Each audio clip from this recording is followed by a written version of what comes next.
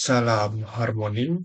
Perkenalkan, saya Bendara Raja Kurniawan dengan NIM 2213041018 dari S2 Pendidikan IPA, Universitas Pendidikan Ganesha. Di sini saya akan memaparkan hasil ujian tengah semester saya dalam mata kuliah Teknik Karane dengan menjawab 10 studi kasus yang terkait dengan prinsip-prinsip dari setiap nilai dari Teknik Karane. Baik, untuk soal yang pertama, atau studi kasus yang pertama, yaitu di sebuah desa adat di Bali, warga berupaya menjaga keseimbangan antara kegiatan pariwisata dan pelestarian pura desa. Namun, beberapa penduduk mulai mengalihfungsikan lahan suci menjadi penginapan wisata. Pertanyaannya, di mana jelaskan bagaimana prinsip parahyangan, pawongan, dan palemahan dapat digunakan untuk menyelesaikan konflik antara kebutuhan ekonomi dan pelestarian nilai spiritual di desa tersebut. Nah, untuk menjawab dari studi kasus ini, saya menjabarkannya eh, dari beberapa prinsip. Nah, untuk menjawab studi kasus, di mana akar permasalahan ini terjadi akibat desakan dari kondisi dan kebutuhan ekonomi yang berbenturan dengan pelestarian nilai-nilai spiritual dan budaya. Karena latar belakang tersebut, mereka terjadi sebuah konflik alih fungsi lahan suci menjadi penginapan wisata untuk memenuhi perekonomian. Namun jelas-jelas ini sudah melanggar tatanan nilai dari di desa adat tersebut. Nah, di mana pada prinsip perahyangan, pura desa ini perwujudan secara fisik dan eksistensi yang disembah kepada Tuhan dan merupakan sebuah lahan suci karena area ini sebagai istana dari Tuhan dan manifestasinya. Nah, tindakan mengalihfungsikan lahan tersebut membawa sebuah tidak harmonisan spiritual bagi seluruh desa. Nah, solusi dari prinsip parahyangan ini memberikan sebagai batas suci, di mana terdapat batas-batasan suci yang tidak boleh dialihfungsikan sebagai apapun itu, dan ini termasuk harga mati. Nah, di mana batas suci ini tidak boleh dikomersialkan ataupun melanggar dan harus diberikan sanksi adat. Nah, peran desa adat di sini itu sangat dibutuhkan dan sangat krusial karena dengan didukung dengan desa adat, maka niscaya tidak akan terjadi alih fungsi lahan suci ini jika dilihat dari prinsip parahyangan. Nah, sejalan dengan prinsip pawongan, di mana kerama desa sebagai satu kesatuan sosial, satu kesatuan yang utuh di desa adat ataupun di banyak adat tersebut harus saling bekerja sama dan dirapatkan secara musyawarah dan dibuatkannya sebuah awing-awing dan ataupun pararam di desa adat tersebut. Sehingga dengan kerjasama ini komitmen kerama desa akan lebih memperkuat lagi untuk mengolah alih fungsi lahan tersebut menjadi alih fungsi lahan suci, di mana supaya untuk dengan cara dibuatkannya awik-awik beraram ini, di mana desa adat itu sangat kuat dan komitmen untuk menolak dari alih fungsi lahan suci tersebut. Nah, jika ada kerabat desa sendiri yang melakukan alih fungsi ini, maka akan dikomunikasikan terlebih dahulu di Paruman Desa. Nah, sebelum memberikan sanksi adat. Nah, misal alih fungsi lahan ini untuk kebutuhan ekonomi, maka diberikanlah solusi bersifat komunal, seperti mengembangkan beberapa UMKM di desa atau untuk mengurangi tekanan ekonomi bisa mencari sebuah kredit di BUMDes ataupun di NPD. Nah, dan tidak perlu untuk melanggar dari aturan untuk bertahan hidup.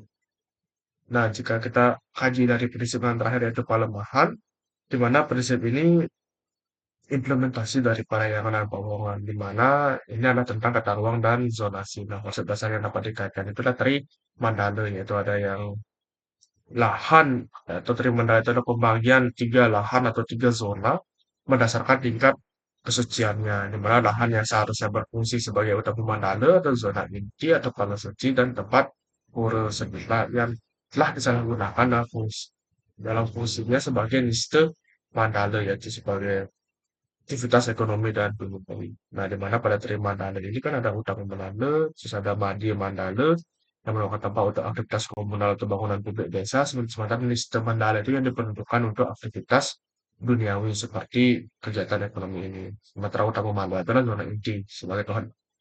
Itu zona yang sangat disucikan. Nah, dengan zonasi yang jelas ini, konflik pasti akan teratasi dengan kebutuhan ekonomi warga untuk memampukan aku tetap dapat dipenuhi asalkan dilakukan dengan di lokasi yang tepat. Itu untuk jawaban saya pada studi kasus yang pertama. Selanjutnya adalah studi kasus kedua, di mana di sebuah wilayah pesisir Nusantara, kerusakan lingkungan akibat penangkapan ikan berlebihan, mulai mengancam kehidupan sosial dan ekonomi masyarakat. Pertanyaannya, analisis bagaimana konsep terhita karena dapat diterapkan sebagai pendekatan holistik untuk memulihkan harmoni antara manusia, Tuhan, dan alam di wilayah tersebut. Nah, di mana studi kasus tersebut di studi kasus tersebut mengabarkan bahwa kerusakan lingkungan akibat penangkapan predator overfishing yang mengancam kehidupan sosial dan ekonomi masyarakat, di mana krisis overfishing ini menunjukkan kegagalan pada ketiga prinsip Trihita Karana. Yang pertama, terjadi kegagalan pada prinsip parahyangan. Ini mencerminkan tidak adanya rasa syukur dan tanggung jawab spiritual manusia sebagai penjaga alam dan yang diciptakan Tuhan. Nah, dalam kekayaan alam yang berlimpah justru dieksploitasi tanpa etis dan merusak ciptaan Tuhan. Yang kedua, prinsip pawongan. Karena sifat manusia yang egois tidak pernah bersyukur, maka muncullah ancaman sosial dan ekonomi yang berujung pada konflik antara nelayan, persaingan yang tidak sehat, dan ketidakadilan dalam pengelolaan sumber daya. Dengan munculnya ancaman ini, maka akan terjadi ketidakharmonisan sesama manusia. Yang ketiga itu kegagalan pada prinsip pelemahan. Dengan terjadinya eksploitasi yang berlebihan dan overfishing ini, maka sudah pasti akan merusak keindahan dan kekayaan alam laut. Sebab menurunnya salah satu organisme di dalam suatu ekosistem, maka ekosistem itu tidak akan bertahan dengan lama. Nah, langkah konkret yang dapat diambil itu adalah menghentikan kerusakan lingkungan ini, di mana pertama menerapkan zona konservasi, di mana sehingga dapat ada batas-batas zona untuk mengulangi eksploitasi sumber daya laut yang berlebihan. Selain itu, dalam melaksanakan pengaturan alat, selain itu juga dapat melaksanakan pengaturan alat tangkap dan kuota penangkapan yang didasarkan pada kajian ilmiah sesuai dengan carrying capacity di wilayah tersebut. Nah, selanjutnya memastikan bahwa manfaat dari penguasaan beraya, termasuk dari ekowisata dan budidaya itu didistribusikan secara adil.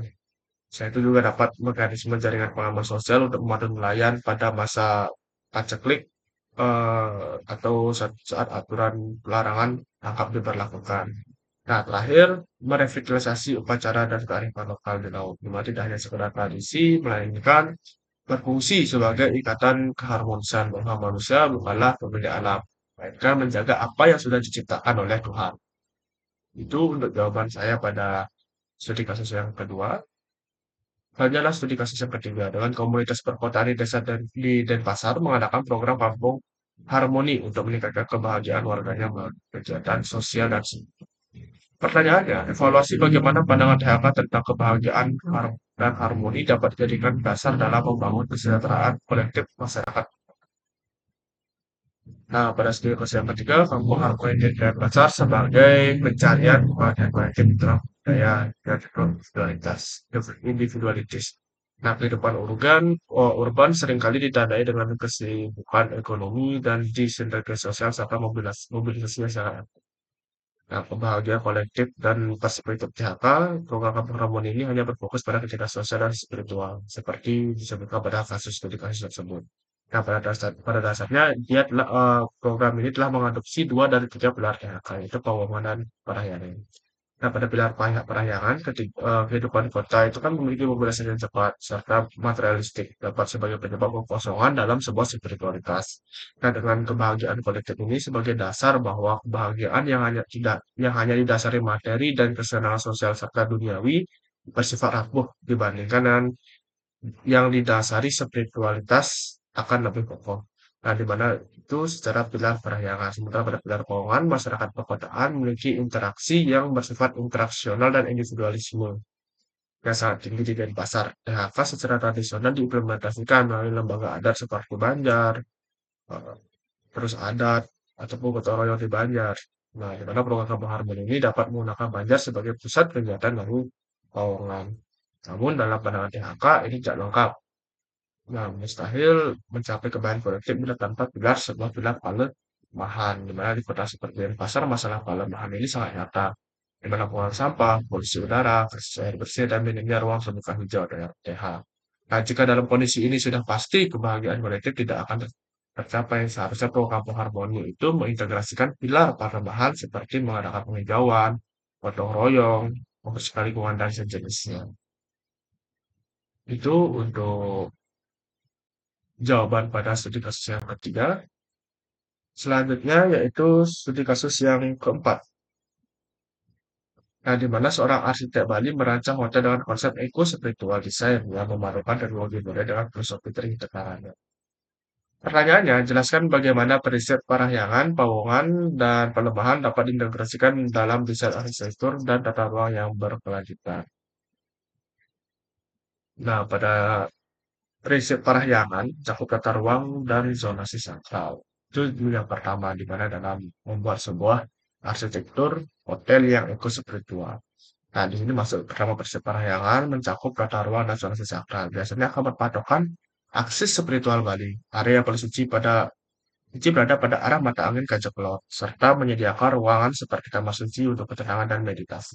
Nah, desain arsitektur ini menciptakan suasana spiritual melalui permainan cahaya dan menciptakan harmonisasi visual. Selanjutnya, prinsip pawongan. Dalam desain bangunan ini merancangkan ruang-ruang yang sosialis dan mendorong interaksi sosial positif antar tamu. Nah, biasanya akan dibangun sebuah lobi atau ruang tamu, namun tetap memastikan privasi dari tamu. Asalnya prinsip pelemahan, melakukan tata guna lahan yang bijak meminimalkan area terbangun dan memaksimalkan area sebuah ruang terbuka hijau atau RTH dan menanam tanaman lokal di sekitar halaman. Maka dari itu dibutuhkan perancangan bangun untuk memaksimalkan pencahayaan yang alami. Itu ketiga prinsip yang perlu diterapkan untuk membangun sebuah eco spiritual hotel design. Itu untuk studi kasus yang keempat. Selanjutnya studi kasus yang kelima. Sebuah sekolah di Gianyar mengembangkan kurikulum yang menekankan keseimbangan antara pengetahuan akademik, etika sosial, dan pelestarian lingkungan. Pertanyaannya, analisis bagaimana konsep terhidrokarana dapat diterapkan dalam sistem pendidikan untuk membentuk karakter siswa yang harmonis dan bertanggung jawab terhadap lingkungan.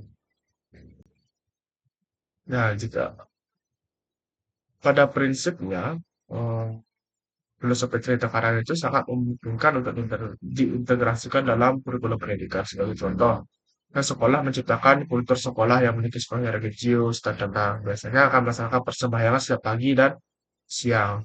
Itu melaksanakan kegiatan persembahyangan pada hari-hari tertentu, hari-hari besar, serta diwujudkan secara teoritis dalam sebuah pendidikan agama. Itu sudah salah satu masuk ke dalam prinsip parahyangan.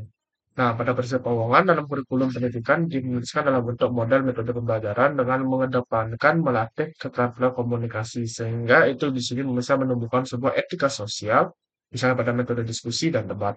Dan itu di Powongan ini juga dapat diimplementasikan dalam kegiatan OSIS, bakti sosial, dan budaya 5S. Mereka senyum, salam, sapa, sopan, dan santun. Nah, pada prinsip pelemahan, yang ketiga yaitu dengan memasukkan isu-isu kontekstual dalam pembelajaran materi. Misalnya pada biologi terkait lingkungan dan konservasinya. Lalu dapat juga diimplementasikan dalam program nyata Adiwiyata membentuk komunitas mapala serta membangun sarana untuk pelestarian lingkungan di sekolah misalnya kayak Apotek Hidup. Itu untuk memasukkan mengintegrasikan THK dalam kurikulum pada studi kasus yang kelima. Selanjutnya studi kasus yang keenam. Terjadi konflik antara guru dan siswa terkait disiplin dan kebersihan lingkungan sekolah. Pertanyaannya, gunakan prinsip Powongan untuk menjelaskan strategi penyelesaian konflik tersebut agar tercipta keharmonisan di lingkungan pendidikan. Nah, jika kita menggunakan sebuah prinsip Powongan, itu saling menghargai dan setara sesama manusia. Maka dari itu, tindakan sekolah harus menginisiasi dialog-dialog terbuka dengan perwakilan dari siswa. Nah, tujuan ini diadakan sebuah forum diskusi dan bukan untuk ajang saling menyalahkan ataupun mempertahankan argumen dan membuktikan siapa yang benar, siapa yang salah. Melainkan tujuannya ini adalah untuk mendengarkan. Nah, harmonisasi akan terjadi ketika kedua belah pihak murid mungkin merasa saling memahami perspektif masing-masing. Di mana guru memiliki empati bahwa murid mungkin merasa tertekan, guru harus bergeser dari posisi penghukum menjadi fasilitator. Secara murid juga perlu memahami bahwa guru memiliki tanggung jawab yang profesional untuk menjaga ketertiban dan menciptakan lingkungan belajar yang nyaman. Maka dari itu, dengan cara menciptakan sebuah forum diskusi seperti ini, dan dengan tujuan untuk mendengarkan dari pihak muridnya bagaimana, terus pihak gurunya bagaimana, sehingga akan menjadi sebuah satu persepsi yang utuh untuk menjaga keharmonisan di sekolah. Baik, kita akan lanjut ke studi kasus yang ke-7. Nah, di mana pemerintah daerah berencana membangun fasilitas umum di dekat area pura besar, di mana masyarakat adat menolak karena dianggap mengganggu kesucian tempat tersebut. Pertanyaannya, analisis bagaimana kebijakan publik dapat disusun berdasarkan prinsip terhadap karena untuk mengakomodasi kepentingan pembangunan tanpa mengabaikan nilai spiritual dan sosial budaya lokal. Nah, untuk menjawab studi kasus yang nomor 7 ini, pertama harus dipahami terlebih dahulu terkait eh, akar dari masalahnya seperti apa. Nah, yang ini telah terjadi sebuah ketidakseimbangan, di mana pemerintah berfokus pada keuangan yang menyediakan akses publik dan palemahan dengan menggunakan lahan untuk membangun. Sementara di sisi lain, masyarakat adat berfokus pada parahyangan untuk menjaga kesucian pura dan keuangan dengan mempertahankan tatanan sosial budayanya. Nah, pada prinsip parahyangan, spiritual yang akan memandu semua keputusan lainnya karena objeknya adalah sebuah kawasan suci. Nah, di mana kebijakan tata ruang daerah bisa mengadopsi konsep zonasi dari terima dalih, sehingga sebelum merancang proyek, tidak akan terjadi sebuah miskomunikasi. Nah, untuk prinsip Pawawan harus diadakan sebuah musyawarah untuk menyelesaikan permasalahan dengan dialog dua arah. Sehingga akan ada rasa saling menghargai dengan mempertimbangkan dengan akal sehat dan tidak hanya sebuah emosi semata dalam mengurus seperti ini. Nah, fasilitas umum yang dibangun harus secara jelas dengan tujuan dan manfaatnya bagaimana. Prioritas utamanya harus menunjang kegiatan dan masyarakat setempat dan bukan semata-mata untuk sebuah kepentingan komersial atau uang secara pribadi yang bisa mengerus sebuah sosial budaya pada adat setempat. Nah, pada aspek pelemahan, kebijakan desain fasilitas umum harus mengadopsi aspek kosala-kosali dan kebijakan harus memastikan fasilitas baru ini tidak merusak lingkungan sekitar dan sistem pengolahan limbah yang baik dan benar. Itu untuk jawaban dari studi kasus yang 7. Selanjutnya adalah studi kasus yang ke-8, di mana sebuah lembaga keuangan lokal mencoba mengadopsi nilai-nilai teknik karana dalam sistem manajemennya. Namun, karyawan masih berorientasi pada target keuntungan semata. Nah, pertanyaannya, uraikan strategi yang dapat diterapkan manajemen agar prinsip THK benar-benar menjadi budaya organisasi yang hidup dan berdampak pada kesejahteraan bersama. Nah, pada studi kasus yang ke-8 ini, akar pembahasannya pada karyawan yang fokus keuntungan dan tidak ada sebuah nilai PHK-nya. Nah, di mana karyawan ini hanya berorientasi pada target keuntungan, ya karena sistem manajemen, infrastruktur, insentif, dan KPI masih mendorong mereka ke arah itu. Nah, strategi yang dapat diimplementasikan yaitu mengubah visi perusahaan terlebih dahulu dan meningkatkan etika bisnis dengan prinsip transparansi dan menolak mencari untung dengan cara tidak etis. Nah, pihak manajemen juga harus ikut berperan dalam melihat memprioritaskan keputusan etis dibandingkan dengan keuntungan jangka pendek. Nah, ketika terdapat dilema dalam mengambil keputusan, pemimpin harus secara konsisten memilih sebuah etika. Nah, selanjutnya menjalin keharmonisan internal dan eksternal yang berlandaskan prinsip keuangan dalam cara mensejahterakan karyawan dengan kompensasi yang manusiawi. Lalu jenjang karir yang adil. Nah, dan melatih karyawan untuk mendengarkan kebutuhan nasabah, bukan hanya mendorong pihak untuk mendapatkan komisinya yang paling tinggi. Terakhir, bagaimana cara untuk perusahaan koperasi atau perusahaan lembaga keuangan ini itu beroperasi dan memiliki dampak yang positif terhadap lingkungan alam. Nah, dengan cara menerapkan kebijakan yang nyata dapat dampak, misalnya seperti paperless untuk efisiensi energi, lalu mengembangkan sebuah program KPR yang ramah dengan lingkungan. Itu untuk strategi THK yang saya terapkan dalam sebuah lembaga keuangan yang akan mendapat sebuah visi dalam nilai THK. Selanjutnya pada studi kasus yang ke-9, seorang peneliti ingin mengkaji bagaimana penerapan nilai-nilai cerita karana dalam pengelolaan desa wisata di Bali. Rancangan metodologi penelitian yang tepat untuk mengeksplorasi sejauh mana nilai THK diinvestasikan dalam peta pengelolaan desa wisata tersebut. Lengkap dengan jenis data dan pendekatan analisis yang digunakan. Nah, pada studi kasus yang ke-9 ini, saya mengambil sebuah judul penelitian yaitu studi kasus eksplorasi implementasi nilai THK dalam tata ruang kelola desa wisata tata kelola desa wisata Penglipuran. Nah, penelitian ini menggunakan pendekatan kualitatif deskriptif, di mana pendekatan ini dipilih dengan tujuan untuk eksplorasi dan memahami dari sebuah konsep filosofi THK diwujudkan dalam tata kelola sehari-hari di desa Penglipuran. Nah, di mana desain penelitian ini menggunakan studi kasus sebab desain ini memungkinkan peneliti untuk memahami kompleksitas dan dinamika internal yang terjadi dalam desa penglipuran. Lokasi bertempat di desa penglipuran, di mana informan dalam penelitian ini adalah yaitu ketua ataupun anggota kelompok masyarakat, tokoh adat atau agama, kepala desa, pelaku usaha, dan masyarakat umum. Jenis sumber data yaitu informal dan di situasi di lapangan, teknik pengumpulannya berupa wawancara, observasi, dan dokumentasi lapangan. Dan data sekunder dari dokumen ataupun arsip ataupun studi literatur yang telah dipublikasi. Untuk instrumen penelitian berupa pedoman wawancara dari ketiga aspek data tersebut, lembar observasi dan catatan lapangan, serta alat penangkal.